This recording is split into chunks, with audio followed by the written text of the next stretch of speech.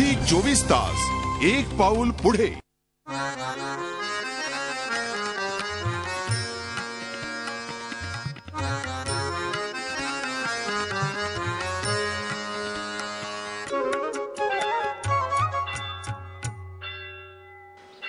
नमस्कार, मी स्पृहा जोशी.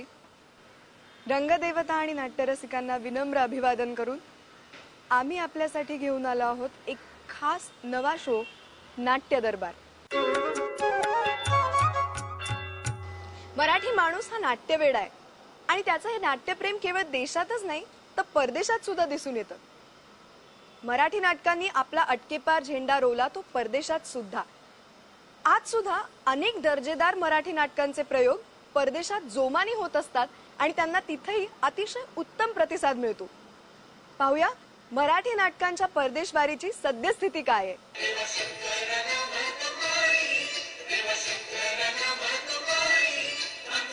प्रत्येक वर्षी किमान 30 ते 40 व्यावसायिक नाटकं रंगमंचावर दाखल होतात.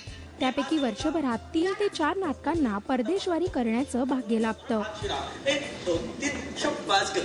परदेश दौरा करणाऱ्या नाटकांवर एक नजर टाकली तर काटकोण त्रिकोण, वाघुरू, श्री तशी सौ, नवागडी नवराज्य, दिवसा तू रात्री मी, प्रेमात सगळं चालतं या काही नाटकांचा आपल्याला आवर्जून उल्लेख करता येईल.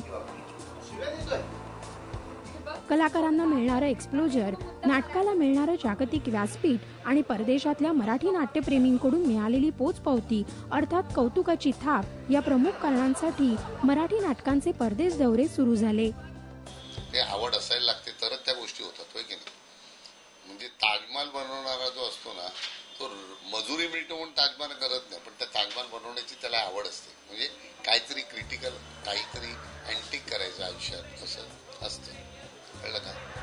मला अगोदरपासून असं वाटतं की आमच्या मराठी नटांनी आणि मी पण कळलं जे आम्ही साध्या घरातून वाढलेलो आहोत त्यांनी ती अमेरिका अशी बघावी जसं आम्ही कोल्हापूर दौरा करतो, इचलकरंजी, सोलापूर करतो तसं आम्ही अमेरिका दौरा करावा असं मला नेहमी वाटत. निर्मात्याला किंवा त्यातली काम करणाऱ्या कलाकारांना आणि सगळ्याच लोकांना आपलं नाटक मॅक्झिमम लोकांपर्यंत पोचावं असं वाटत असतं.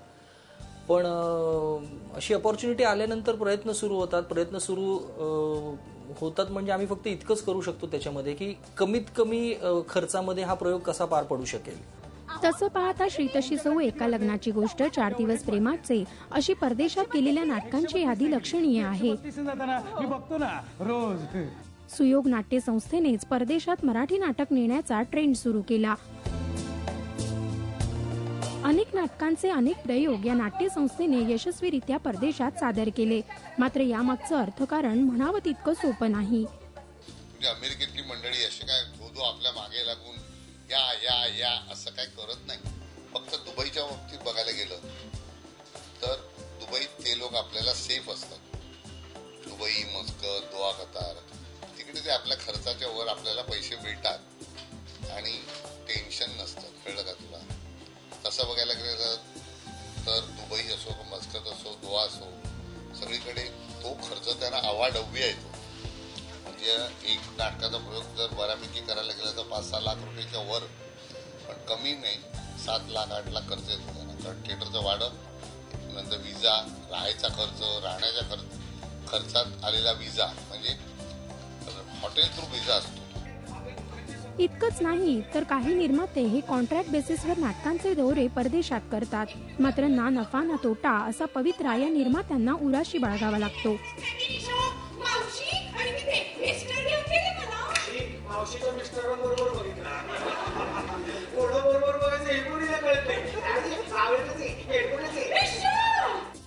मेजरली जेवढे काही प्रयोग मुंबई बाहेर म्हणजे मेजरली भारताबाहेर जे होतात ना, हे भारताबाहेरचे प्रयोग हे तिथल्या महाराष्ट्र मंडळांनी आयोजित केलेले असतात. अगदीच एखादा अपवाद सांगायचं ते म्हणजे सुधीर भट, जे स्वतःच्या नाटकांचे प्रयोग त्या ठिकाणी करतात. त्यासाठी ते तिकडच्या महाराष्ट्र मंडळांना हाताशी पकडून त्याचे तिकीट सेल करून त्याचा काही भाग हा तिकडच्या महाराष्ट्र मंडळाला देऊन उरलेले पैसे स्वतःला घेऊन त्याच्यात सगळी आखणी करून ते सगळं करतात. पण फक्त सुधीर भटांनी आजवर हे केलेलं आहे. बाकीच्यांनी शक्यतोवर आपापले शोज हे तिकडच्या महाराष्ट्र मंडळांना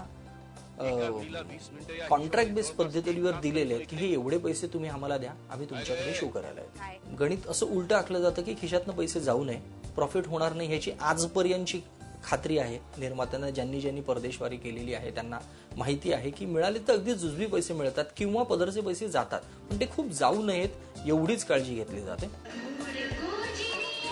ना नफा ना तोटा असा हा मराठी नाटकांचा परदेश दौरा करण्यासाठी काही शक्कलही लढवली जाते. मेजरली आर्टिस्ट सगळेच लागतात. कमीत कमी टेक्निशियन्स नेऊन म्हणजेच किती तर एक साऊंड ऑपरेटर, एक म्युझिक ऑपरेटर आणि एक दुसरा लाईट ऑपरेटर अशी 2 माणसं. एक कोणीतरी मॅनेजर लेवलचा कोणी की मदत करणारा माणूस असेल आणि स्वतः प्रोड्युसर गेला तर तो. अशा पद्धतीने इतकीच माणसं जातात आणि तो शो आम्ही करतो. तिथे इच्छा त्याच्या मागे इतकेच असते की प्रयोग व्हायला पाहिजे आणि तिथल्या लोकांना ते नाटक बघायला मिळालं. एवढं करूनही तिथल्या प्रेक्षकांची नाटकांची चॉईस हाही मुद्दा निर्मात्यांसाठी महत्वाचा असतो. नाटक बघणारा वर्गच मुळात अमेरिकेतला, कॅनडातला हा 40 ते 70 मधला आहे आता. म्हणजे खालचा वर्ग खूप रेअर असतो. त्यामुळे त्यांना अशी खूप एकदम फालतूच नाटकं आवडत नाही आणि ती वर्कआउट होत नाहीत. तिकडे जरा चोखंड प्रेक्षक जास्त आहे अमेरिकेत. जसं ते कोणत्या एका कॉमेडी नाटकाला कौतुक करतात, पण तसं त्यातलं टीका करणारा वर्ग पण चिकार आहे. नाटक या गोष्टीकडे फक्त एंटरटेनमेंट इतक्याच पद्धतीने कोणी पाहत नाही, त्याच्याही उपर जाऊन त्यांना त्या लाईव्ह परफॉर्मन्समध्ये काहीतरी अनुभवायचं असतं. त्यामुळे रिलेशन्स हा मेजर विषय असतो तिकडच्या लोकांच्या आवडीचा. तो विनोदी अंगाने जावा असं त्यांची एक वेगळी गरज असते. आणि म्हणजे काय होतं की एंटरटेनही होतं माणूस आणि समोर जे काही पाहतो ते पटतही असतं, पचतही असतं, त्यांना ते आवडतही असतं, बारीकशी कोपरखळीही चालते. अरे मरणानं आयुष्य संपतं, पण नाती संपत नाही. अजून निरोप कसा घ्यायचा हे सुद्धा शिकला नाही. हे बघ, कळत नाही का तुला? एकूणच तेवढीच धडपड परदेशी नाट्यप्रेमींनी संस्थेने केली तर मराठी नाटकांचा हा अटकेपार झेंडा मोठ्या दिमागात फडकत राहील यात शंकाच नाही.